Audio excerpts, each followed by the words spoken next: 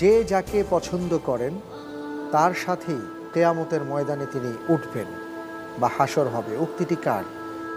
ক রাসূল সাল্লাল্লাহু আলাইহি ওয়াসাল্লামের, খ আবু বকর সিদ্দিক রাদিয়াল্লাহু আনহুর, গ ওমর রাদিয়াল্লাহু আনহুর, ঘ আয়েশা রাদিয়াল্লাহু তাআলা আনহার।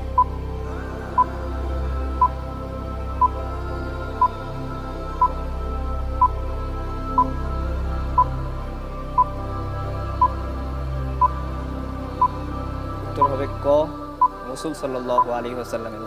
ক রাসূল সাল্লাল্লাহু আলাইহি ওয়াসাল্লামের। আমরা লক করে দেব। জি, লক করে দেয়া হোক ক রাসূল সাল্লাল্লাহু আলাইহি ওয়াসাল্লাম।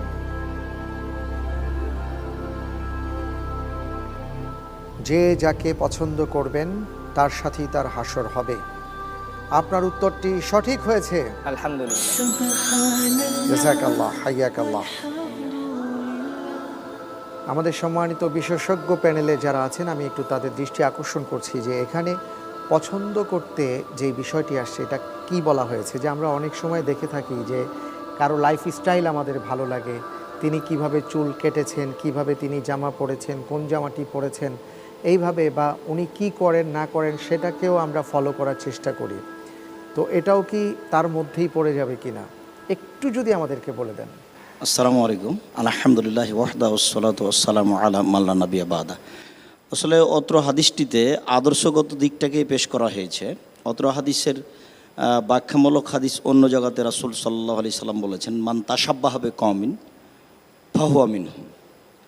কোনো ব্যক্তি যদি কোনো জাতির কোনো সম্প্রদায়ের সাদৃশ্য অবলম্বন করে তাহলে সে হবে তাদের সাথে, তাদের অন্তর্ভুক্ত। এখানে মূলত কৃষ্টি কালচার, পোশাক, চালচলন এগুলোকেই মূলত করা হয়েছে, পেশ করা হয়েছে। আর এ হাদিসেরই সারমর্ম রাসূল সাল্লাল্লাহু আলাইহি ওয়াসাল্লাম বলছেন, খালিফুল ইয়াহুদ আল মুশরিকিন, তোমরা ইহুদি এবং মুশরিকদের বিরোধিতা করো। মূলত আদর্শগত বিষয়টি, পোশাকগত বিষয়টি এদিকে খেয়াল করা হয়েছে। অনেক অনেক ধন্যবাদ শায়েখ আপনাকে।